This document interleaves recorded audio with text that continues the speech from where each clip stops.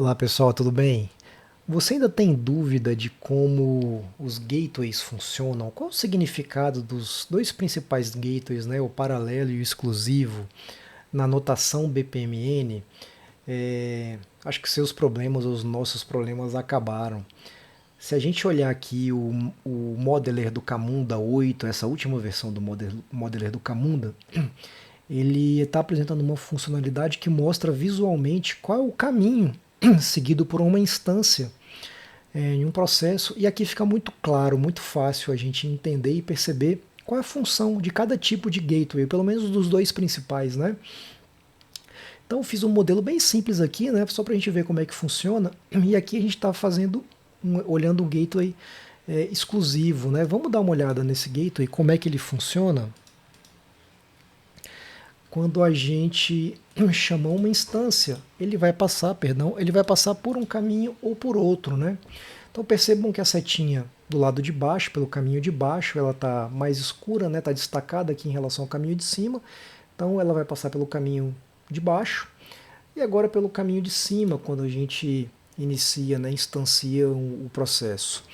Uh, e aí fica muito claro que não existe uma pergunta de sim ou não aqui nesse gateway para dizer se ele vai, se sim vai por um caminho, se não vai por outro caminho.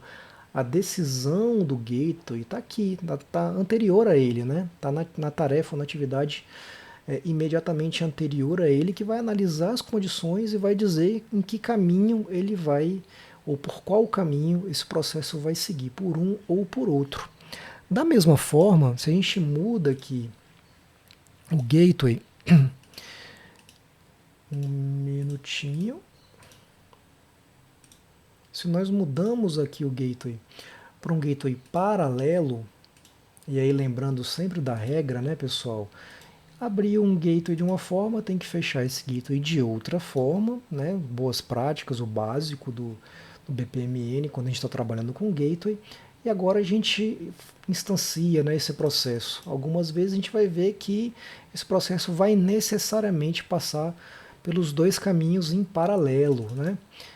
E aí a gente percebe exatamente qual é a função de um gateway. Veja, aqui não tem uma pergunta de sim ou não. Aqui basicamente você está dividindo o caminho, né? Dividindo nesse caso, você tendo que executar as duas atividades, ou três ou quatro, as N atividades em paralelo, por isso que nós colocamos um gateway paralelo, ou se a gente vai escolher exclusivamente um caminho ou outro, e por isso nós chamamos de gateway exclusivo. E aí, mais uma vez, lembrando que essa decisão de ir por um caminho ou por outro, quando a gente está falando de um gateway exclusivo, é dada na atividade anterior, né, ou imediatamente anterior a esse gateway. Então, espero que tenha conseguido deixar claro aí e bom trabalho aí a todo mundo. Grande abraço.